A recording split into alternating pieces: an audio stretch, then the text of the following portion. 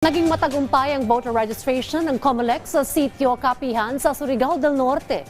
Isusunod naman ang mga liblib na lugar sa Mindanao para masiguradong walang napapabayaan at naiiwan ng ahensya. Yan ang ulat ni Noel Talakay. Live, Noel. Dayan, naging matagumpay nga ang ginawang voters registration and education dito sa sitio Kapihan ng Ensering, Socorro, Surigao del Norte. Ito ay ayon yan sa COMELEC at nga magpapatuloy ito hanggang sa mga susunod na araw sa ibang lugar naman ng Mindanao.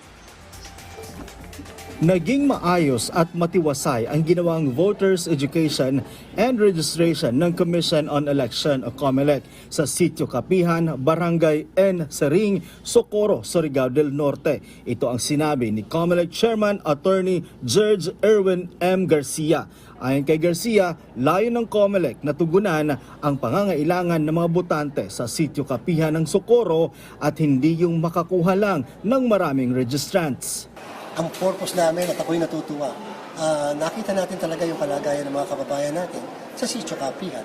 Yung pangangailangan na mukhang dapat talagang dalhin ang pagboto ng nila doon mismo sa lugar. Sa ngayon, mayroon ng 2,300 registered voters ang sitio Kapihan. Sapat na ito para malagyan ng isang voting precinct sa nasabing lugar. Pero ayon kay Chairman Garcia, kailangan mag-request ang election officer at provincial election supervisor para sa creation ng isang voting precinct. As of April 25, ayon sa datos ng COMELEC, nasa mahigit 2.3 million na ang nagparehistro sa buong bansa, kung saan ang kulang-kulang 1 million dito ay mga bagong botante. Yung iba, yun yung mga nagpa-reactivate, yung iba yung mga nagpa-change ng kanilang status, pero nakakatuwa pa rin, 2.3 million. As of kanina po yun.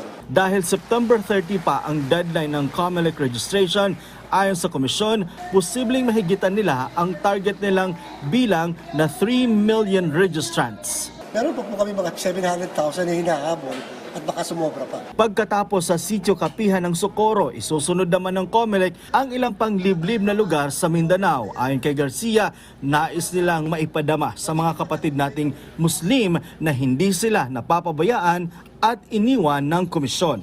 Ang susunod po natin ay sa mga katutubo na naman sa Iligan City at ang susunod po doon sa Iligan ay ang dyan po sa Mindanao na Basilan, Tawi-Tawi, Sulu.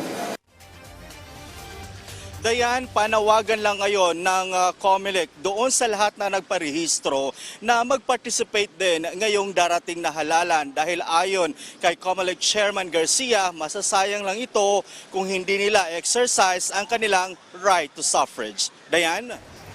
Maraming salamat, Noel Talakay.